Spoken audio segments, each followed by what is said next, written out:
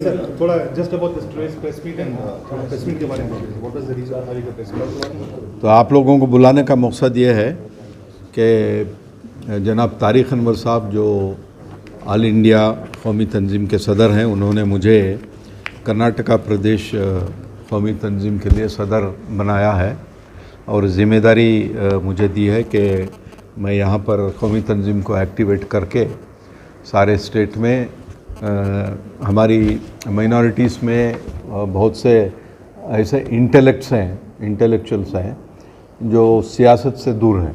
मिसाल के तौर पे बहुत से एडवोकेट्स हैं, आईटी में काम करने वाले हैं, प्रोफेसर्स हैं, लेक्चरर्स हैं और बड़ी बड़ी कंपनीज में काम करने वाले, ऐसे लोगों को आइडेंटिफाई करके सियासी एतबार से उनको भी कुछ सियासी ज्ञान देना और उनको एक्टिवेट करना, ये हमारा सबसे पहला मकसद है। और इसके साथ में कांग्रेस पार्टी जो एक सेक्युलर पार्टी है, उस पार्टी को हर किस्म से सपोर्ट तंजीम का करना, ये हमारा मकसद है। और कांग्रेस पार्टी से 2 अक्टूबर से एक प्रोग्राम होने वाला है जिसका नाम भारत जोड़ो, और इस भारत जोड़ो प्रोग्राम में सारे हिंदुस्तान में कौमी तंजीम कांग्रेस पार्टी का साथ देगी। और यहाँ पर कर्नाटक में भी हम भी अनाउंस करने वाले हैं कि भारत जोड़ो प्रोग्राम में सबको आगे चढ़ के हिस्सा लेना पड़ेगा। और दूसरी बात यह है कि जब भी चुनाव होते हैं तो चुनाव में एक बहुत ही कॉमन कंप्लेंट रहता है कि मेरा वोट नहीं है, उसका वोट नहीं, इसका वोट नहीं, बूथ बदल गया, ये सारी चीज़ें।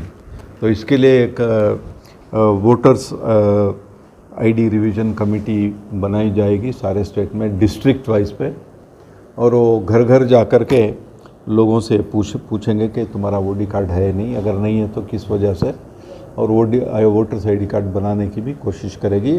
और यही काम कांग्रेस पार्टी में भी चल रहा है और उनका भी हम लोग साथ देंगे।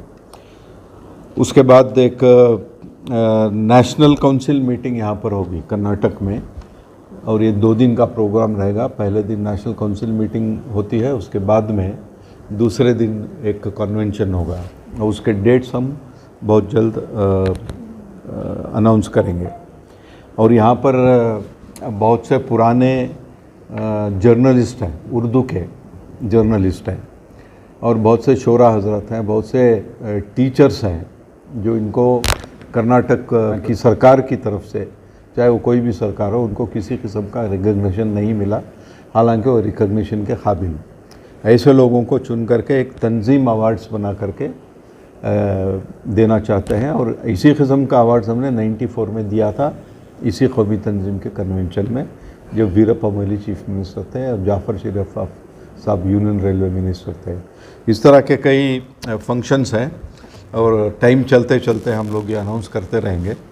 ये सिर्फ इलेक्शन के हद तक की बात नहीं है, इलेक्शन हो या ना हो, जो भी सोशल सर्विस हमसे हो सकती है, जो भी काम गरीब गुरबा के लिए हो सकता है, जो भी काम माइनॉरिटीज़ के हक़ के लिए हो सकता है, उसे लड़ने के लिए हम ज़मीन पे उतरकर काम करने के लिए तैयार है। यही हम लोगों का मकसद भी है।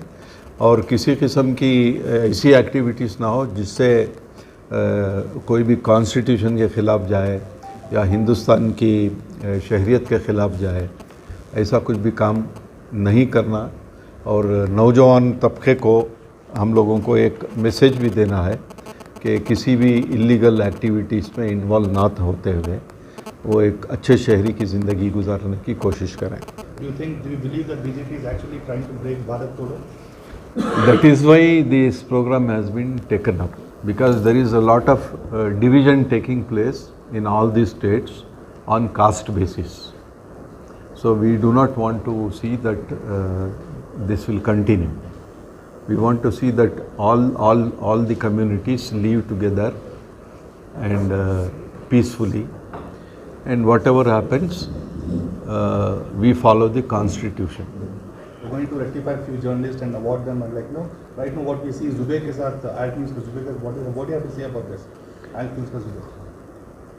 I have never seen such type of action on any of the journalists before, because the clippings which he had posted belong to some film. वो फिल्म से निकाल करके वो फोटो अपलोड किया था और वो भी 2018 में. This clearly shows the mindset of the government. They simply want to target the minorities. They simply want to target the minority journalists also, so that they will not speak in future. He has not done anything unconstitutional.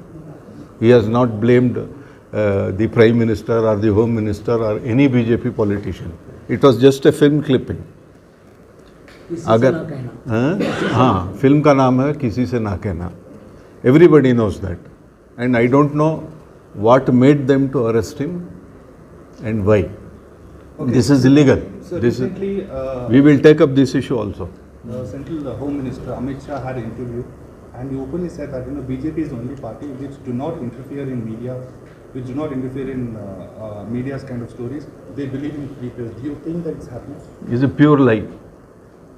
Being a home minister, he is telling lies, and we feel sorry for that. That we have a home minister who tells lots of lies like this, day in day out, all lies.